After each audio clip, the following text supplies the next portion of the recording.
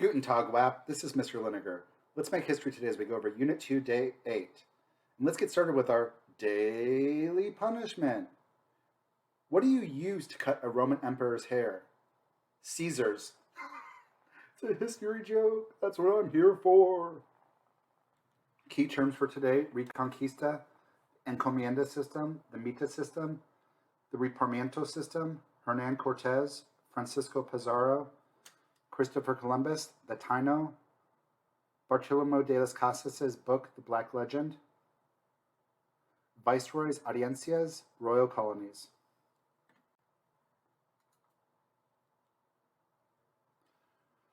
We're going to go over the political characteristics of Iberian colonization, social structures in Iberian-controlled Latin America, and the demographic impact of Iberian colonization. So we talked before about the Reconquista, how the Spanish will kick out the Muslims over a slow process, a couple hundred years, and they kick them out of Spain and Portugal.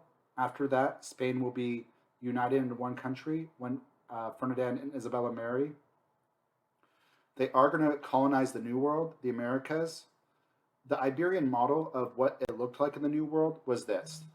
The aristocrats will live in towns. They will not do manual labor. There'll be bureaucrats, usually judges. Lawyers will run the government. There'll be royal colonies. They'll live in the towns. There'll be larger towns. They'll have a church in the center, schools. The church will sponsor the schools. The church will be allied with the government. They'll create haciendas.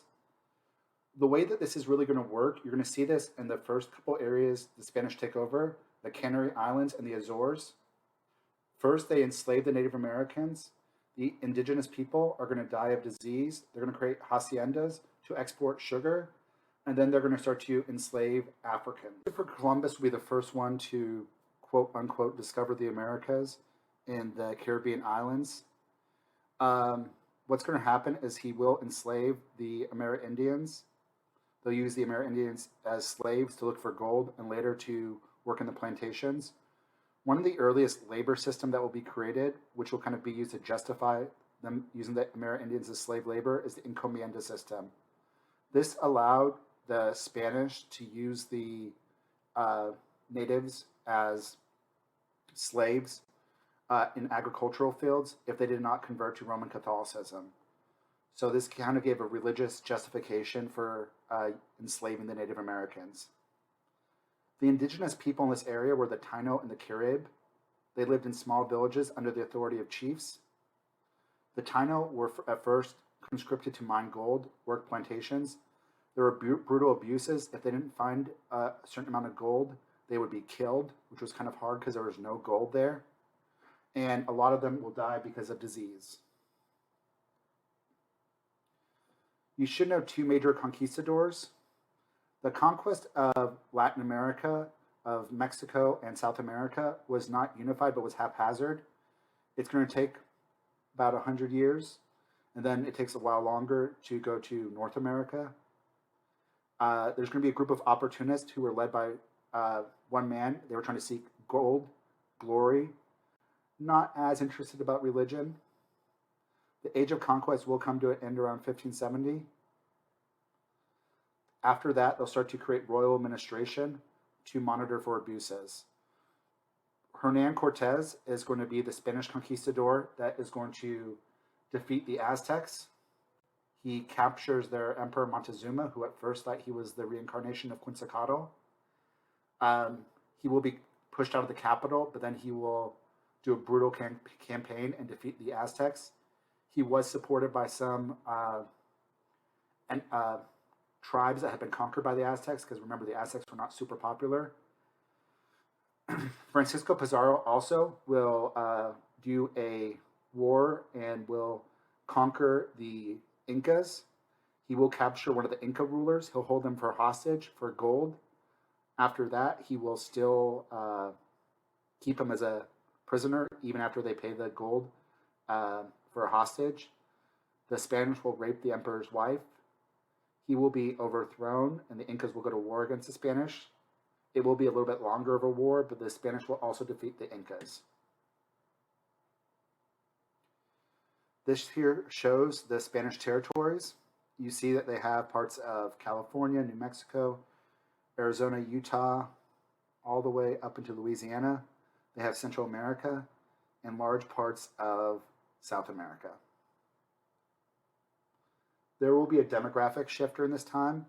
The Indian population will decrease heavily by 1750. It goes from 125 to 5 million. Remember, many of these Native Americans died because of smallpox and disease. That's how most of them died. This death was called the Great Mortality. That's going to kill over 100 million Native Americans. As a result of this, Europeans will switch to African slavery. Not all the Europeans, not all the Spanish will be happy with what they're doing to the natives. The conquest involved violence, murder, and rape and theft. Bartolomé de las Casas was a Spanish bishop. He was originally a conquistador, but he's going to be disgusted with what he sees Columbus doing. He's going to write a report to the king. The report to the king that he writes is called La Leyenda Negra. That's not the name for it, but that's the name for it that historians have given it since. It's basically was talking about how bad the Spanish were, and all they were doing is raping and killing and murdering. La Leyenda Negra, or Black Legend, is a stereotype that the Spanish were evil and all they did was bad things.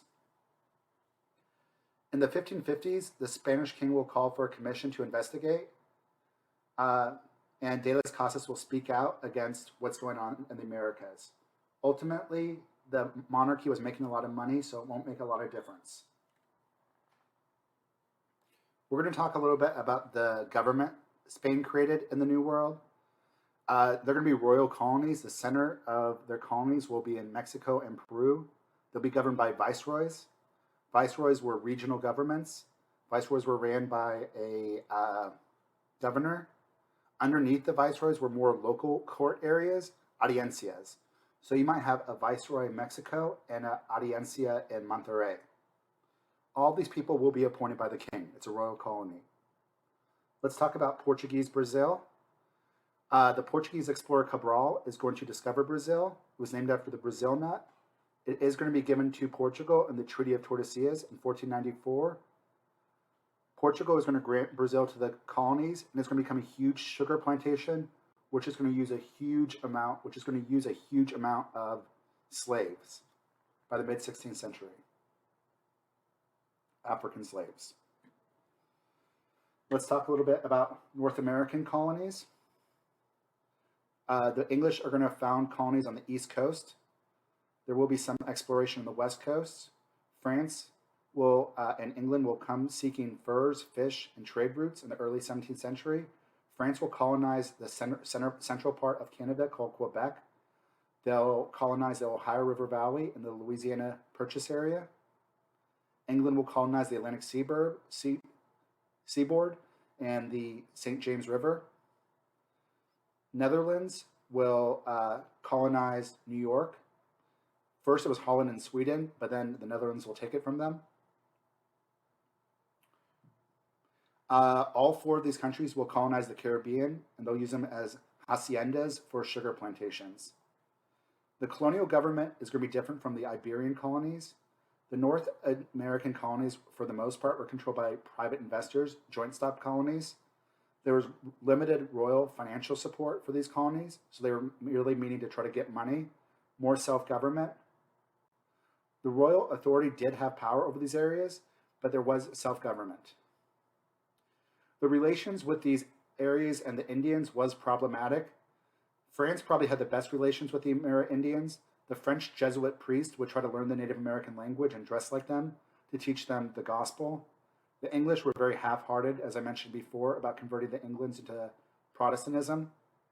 And the Netherlands really just wanted to make money. Between 1500 and 1800, Native American population in North America will drop by 90% as well, from wars and disease. Let's talk a little bit about the different forms of labor and taxation. We already talked about the encomienda system, where the Indians were used as feudal-like labor. It was based on religion. It's how they used the excuse that if they didn't convert to Roman Catholicism, they become enslaved. There's another labor system that was used in Peru called the Mita system. This was based on a system the Inca did called the Corvée system. In the Mita system, the natives would have to volunteer a certain amount of people to work in the mines every year. They would have to give up certain indigenous people to work in the mines certain months of the year as a form of tribute. Another labor system which will also be developed is the reparmiento system, which was kind of just a few changes on the encomienda system. The only difference for this one is that the villages get to decide who to send as laborers to work in the haciendas. Throughout the 17th century, Amerindians will flee villages. They'll flee to villages. They'll work for landlords in cities. They'll do this to avoid conscription from the Mita and the reparmiento system. This right here just shows a little bit about the change of labor system in the Americas. They started off with Amerindians. Most of the Amerindians are going to die because of disease. Also, they had no exposure to working sedentary land and knowing how to farm. A lot of them didn't. Also, it's easy for them to escape because they know the area, they know the language, and they know the roots. After this, some people in the 13 colonies, like some of the English, will use indentured servants. Indentured servants are white people who, in order to go to the New World, they have to pay to be laborers for a certain amount of years. Indentured servants will go away because there'll be some poor white rebellions in England during this time, like Bacon's Rebellion, and in the 13 colonies. And what they're eventually going to turn to is African slaves. African slaves stand out more. They have different color skin. They already know how to farm. They've already, in Africa, they have domesticated farming, and they speak a different language, and they can't just swim back to Africa. So once we get to the early 1600s, 1617, all these European countries have decided to go to African slavery. All right, guys, that's all I have for you for today. Until next time, deuces. Deuces, deuces.